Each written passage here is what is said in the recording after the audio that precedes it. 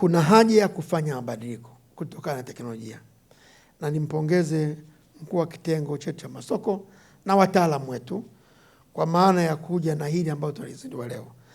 Hili tunalozindua leo lina maana kubwa na nitaisemea.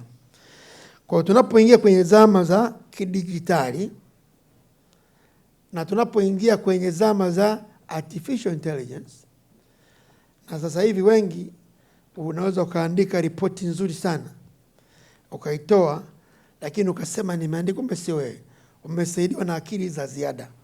Sasa hapo wengi wanasema akili mnembe. Lazima tuwe tofauti na huduma zetu. Lazima tubadilishe jinsi tunavyotoa huduma. Lazima tubadilishe tunavyowafikia wateja.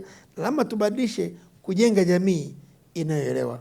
Na hivyo lazima tuhakikishe kwamba jamii tunayohudumia inajifunza kitofauti, inapata fursa kwa njia tofauti.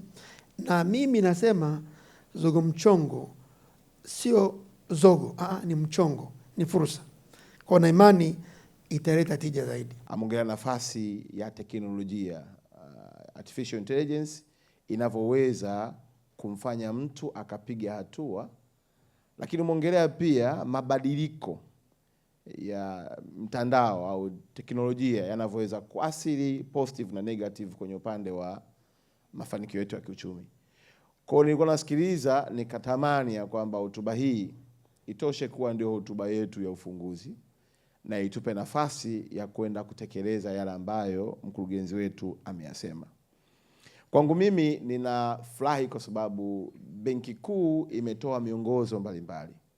Uko mwongozo unaohusu ujumuishi 21 mpaka 28, uko mwongozo unaohusu dira ya fedha, uko mwongozo unaohusu elimu 20 mpaka 30.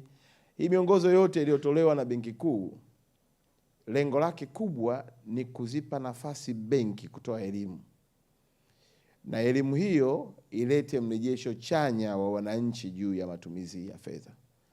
Sasa nyinyi CRDB mmeifanya kwa urahisi zaidi na kumfikia mwananchi alipo. Mmetoka kwenye mabango, mmetoka kwenye vipeperushi vya kugawanywa kwenye majumba ya watu, barabarani, kwenye matamasha.